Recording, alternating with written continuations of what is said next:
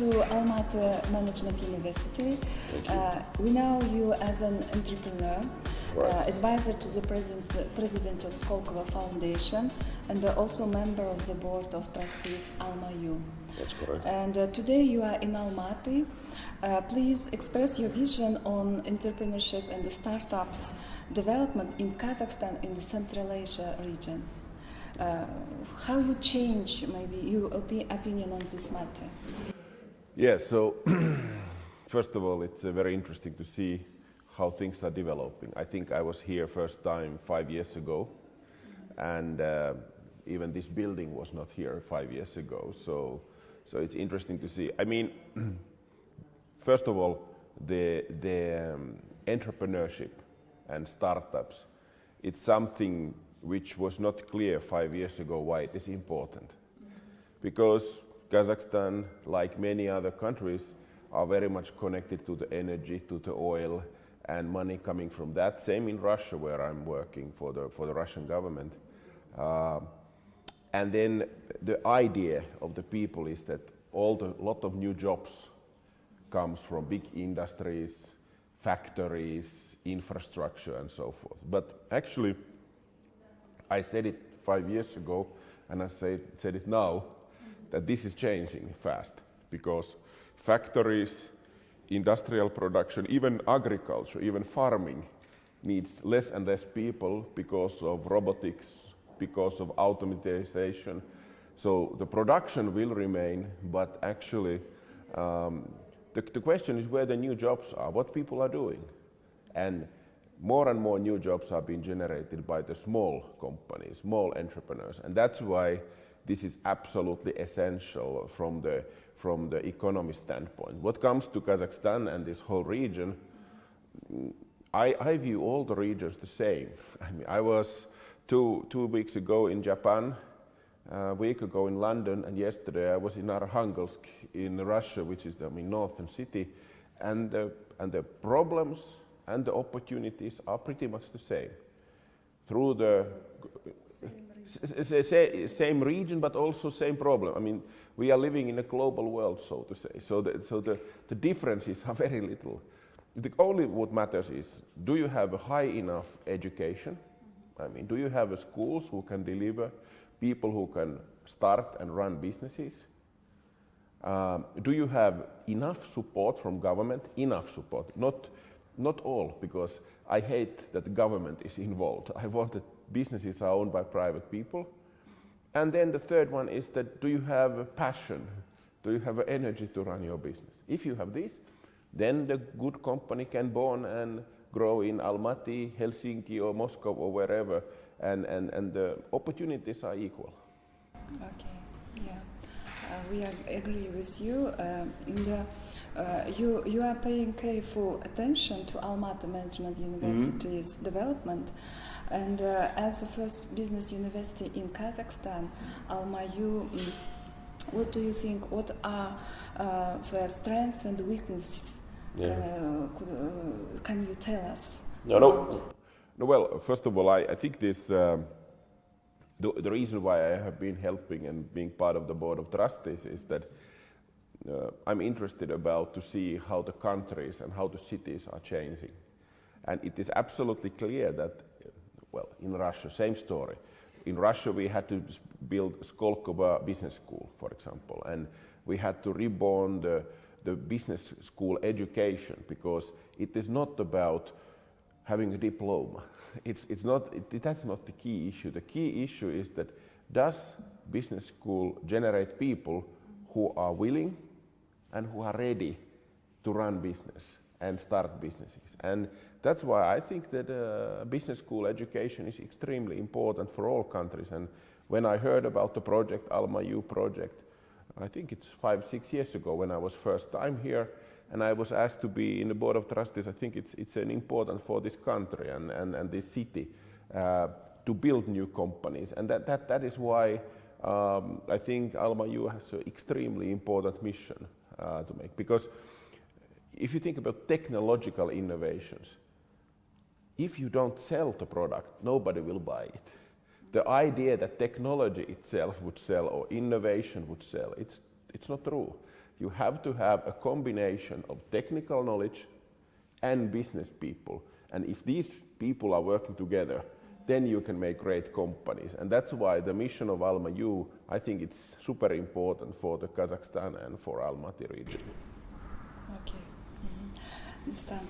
Thank you for your answer. And in the book, No Fear, you write about challenges that managers and the executives face them. Yeah. Among them are globalization, the mobile revolution, and the domination of consumer-driven economy. Right. Yeah, and we ask you to give recommendations to young entrepreneurs, businessmen, managers, how they can face to these challenges. Yeah. No, the biggest issue is connected with the talent, because to be able to understand what is happening in the world, first you have to have a diversity team. Your team cannot be only technical people, or it cannot be only men, boys. You have to have a girls, and you have to have a boys. You have to have a business people. You have to have a designers, because the product is only good if people love it. I mean, the design is extremely important. So nobody would use an iPhone if it would look ugly. But when it's designed well, it's okay. And so number one issue is to openly combine different competencies and different people. It's difficult, because if you take business people, their brains are different than those who are scientific people or those who are technical people. So in that respect, the big issue is to combine different people. The second issue is to understand what is happening globally. Because sometimes people think that, okay, I first think what is happening in Almaty or what happens in Kazakhstan, then I go to next country and so forth. But no, you have to know from the very first day what is the global competition. And you don't need to travel. You can check by Google. Practically in every product you can find 15 variants from all over the world. What's happening in Vietnam, or what is happening in Brazil, or what is happening in Finland. So the understanding about the global competition is something which must start from the very beginning. Even you would be a very small company. And then what comes to the consumerization, consumer business, the idea that this is an industrial product or this is a consumer product, that will disappear, because also every person is also a consumer, and they demand high quality, they demand easiness of using technology, they demand cost efficiency. So that's why thinking that all the business products should be ugly and consumer products should be nice, we can forget it. I mean, all the products should be designed like people want to use it. And that's also part of the digitalization. That, for example, if you have a mobile phone or you have an iPad, I cannot say which product is for my private life and what is my business life. We are communicating with the same WhatsApps.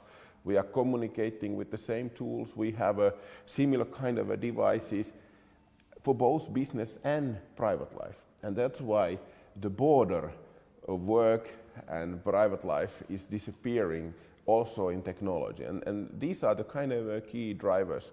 The other thing that I always want to give an advice, and this is not a joke, I say in every single master class that hire girls. Hire women, because the technology companies are more and more connected to the knowledge, and women all over the world are much better than men to combine different type of people. Women are much more interested about people than men. Women, we don't care about people much.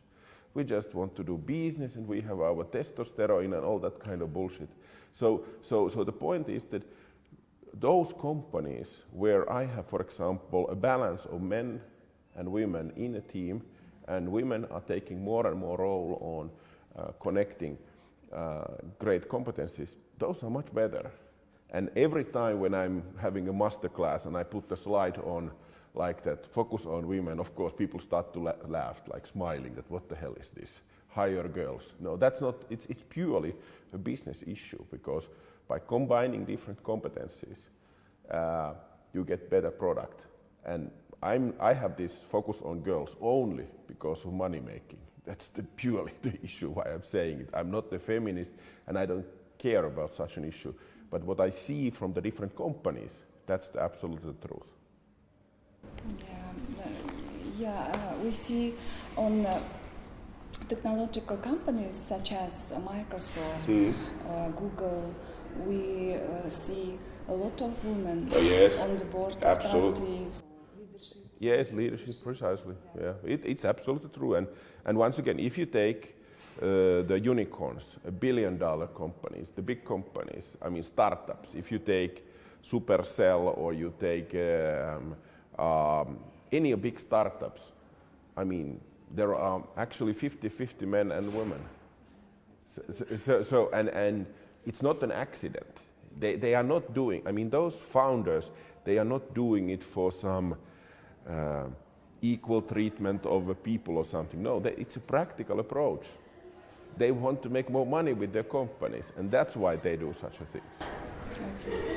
And in this case, how you explain the impact of globalization on competitiveness and leadership? No, this is it sounds very simple, but it's a much longer answer. Because basically the globalization means that if you and me would start a business today here in Almaty, we would start a new company. We are used to think that we should have all our key people sitting here around us. And then you and me should impact to them and guide them and lead them to the right direction. But actually it could be that half of our people we see only through Skype, only by video, and then we should make a difference to them. We should get them excited, we should share the same values, we should have same kind of ideas, they should respect you and me, even you only see it through the Skype. And it's quite difficult because it's not only language, it's not only English language or Kazakh language or Russian language, it's the how do you build trust, how do you build trust relation between people. And the globalization means that markets are already now global. I mean, if we make a software and we put it in the App Store, it goes everywhere. That's already fun. But how people get global, who do you trust? Do you trust more of your Kazakh friends than Finnish friends? Do you trust more your Russian friends than your American friends?